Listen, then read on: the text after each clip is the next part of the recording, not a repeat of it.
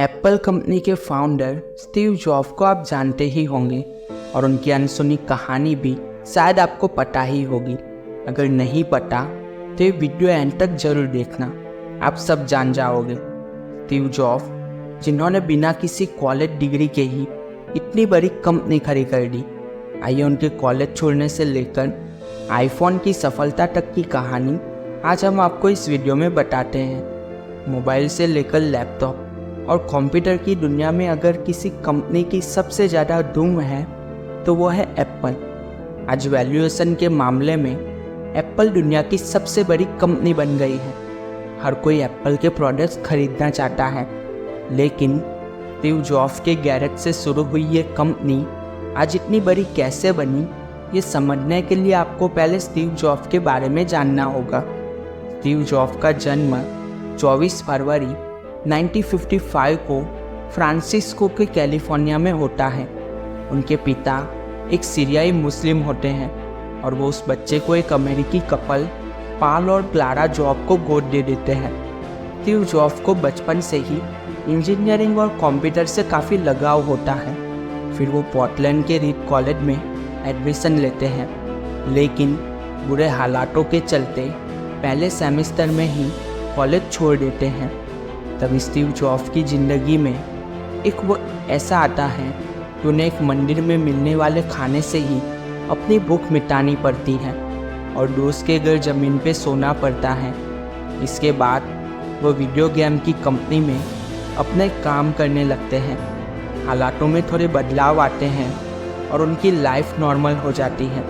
तभी उन्हें एक कंपनी शुरू करने का ख्याल आता है, लेकिन उसके पहले वो भारत आने का सोचते हैं और अपनी पहली नौकरी से पैसे बचाकर वो भारत की यात्रा पर निकलते हैं और यहाँ पर वो बुद्धिज़्म का अनुभव करते हैं।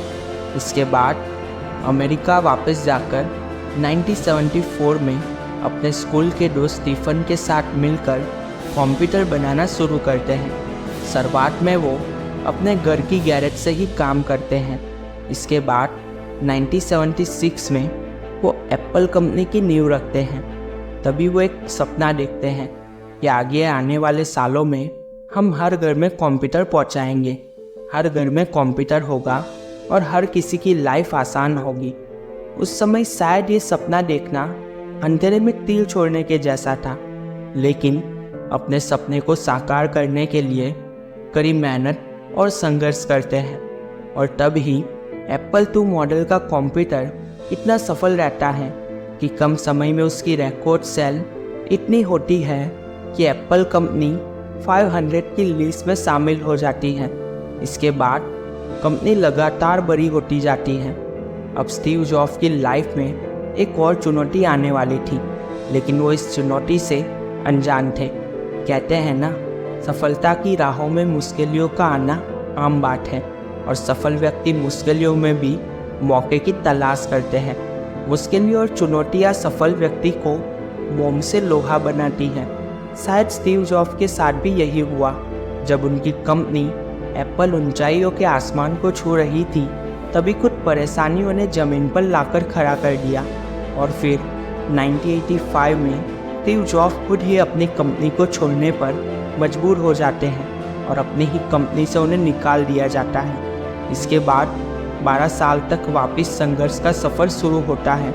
कहते हैं ना, सोना जितना जलता है उतना शुद्ध होता है और पत्थर जितना सहता है उतना पूंजा जाता है। ठीक ऐसे ही स्टीव जॉब्स बुरे हालातों से लड़कर डटकर सफल होकर एक बार वापस खड़े होते हैं और 1997 में अपनी ही कंपनी एप्पल में वापसी करते हैं और तब एक नए अनुभव, नए आइडियाज़ को लेकर सपना देखते हैं कि दुनिया के हर व्यक्ति की जेब में मोबाइल होगा और वो मोबाइल कीपैड नहीं स्मार्टफोन होगा।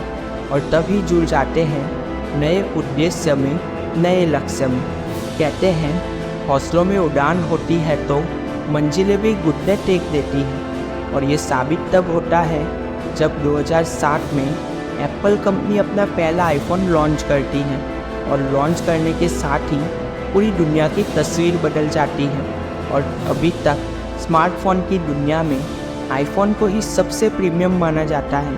आईफोन की सफलता ने ही आज एप्पल को दुनिया की सबसे बड़ी वैल्यूएशन वाली कंपनी बनाया है और ये सफलता स्टीव जॉब्स के ऊंचे ध्येय और संकल्प के तहत साकार हो पाया है और एप्पल कंपनी को दुनिया का ब्रांड बनाया है। स्टीव जॉब्स ने जिस तरह अपने जीवन में तमाम संघर्षों को झेल कर अपनी ज़िंदगी में सफलता के नए आयाम को छुआ, वो वाकई काबिल तारीफ है। जिसने दुनिया बदलनी ठानी वो अड़ गया, फिर चाहे राहों में पत्थर आए या खाई वो डट गया।